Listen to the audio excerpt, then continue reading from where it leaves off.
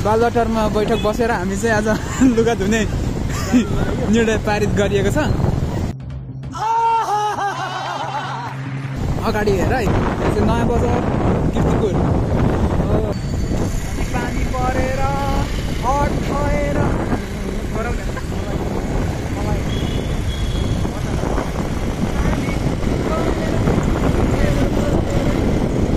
यहाँदेखि हामी चाहिँ लेफ्ट साइड जान्छौँ अनि कपडा धुने ठाउँ पुग्न अझै 15 मिनट जति अलिक लाग्दैन, किनभने खुल्ला छ नि त बाटो। अनि खुल्ला बाटोमा त केटाहरूले उडाल्छ त गाइस।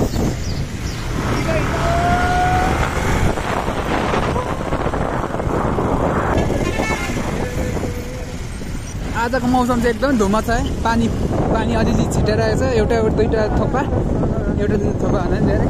कति राम्रो केटीहरू यहाँ अहिलेको होइन, एकदम दुर्गेश थापाको चलेको गाइस।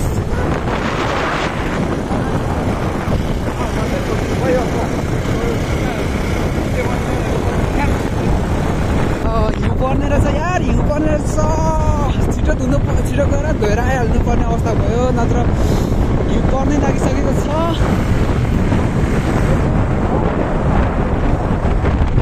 आयो कटाउनु 60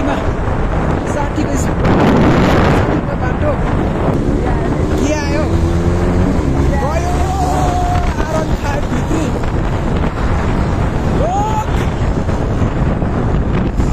भोले बाबाहरू पनि आउँछ, किनभने जाडो छ नि, धेरै जाडो छ, पानी परेछ, त्यही भएर कपडा धुनु कसै आउँदैन होला भनेर हामी चाहिँ जाँदै गरेको। नत्र ठाउँ पाइँदैन क्या गाइस, अहिले देखिहाल्नुहुन्छ नि होइन। अब आजको यस्तो मौसम हुँदा पनि कति धेरै मान्छे हुन्छ झन्। हामी आएको दिन त यति धेरै हुन्छ भने केटीहरू नुहाउने हुन्छ, लुगा धुने धोइरहेको हुन्छ। अरू बेलामा कपालको डिजाइन अर्कै हुन्छ, मेरो कपाल लामो हो। योचोटि चाहिँ कपाल बिग्रेर मेरो छोटो भयो। ओ पारिपट्टि हो जानुपर्ने चाहिँ है, ओ पारिपट्टि त्यो माथि चुचोको मुनि होइन। तपाईँहरूलाई तिमीहरूलाई पनि भन्छ नि, तिमीहरूलाई पनि नुहाउनु यो एरियाको मान्छेलाई नुहाउनु परेमा, लुगा धुनु परेमा आउनु होला, आउनुहोस् भनेर यो सूचना दिनुपर्छ क्या। अब कति राम्रो केटी थियो नि, देखाउनु पाइएन नि। फाइनल्ली हामी चाहिँ लुगा धुने ठाउँमा पुगिसक्नु लाग्यो। पानी छ यहाँ, हिलो है। आम्म बिहान पनि मान्छे त छैन रहेछ यार, खासै त्यति धेरै छैन रहेछ नि हो। हल्लाइ त के हो छैन रहेछ। बिचरा दाइको स्कुटर बिग्रियो भने तिमीलाई तिराउला नि। अस्ति यहाँ फुटाएको छ, कुन केटाहरूले भन्दै थियो, आफैले हो कि खोलेको नि आफै फुटाएको। अनि कपडा चाहिँ यहाँ छ है, कपडा धुने टोली यहाँ छ। आज धेरै छैन रहेछ यार, एउटै छैन रहेछ, खुल्ला साह्रै खुल्ला आज दिन चाहिँ होइन। अनि साथी झरो यहाँ त नत्र त छिरिसक्नु हुँदैन गाइस होइन।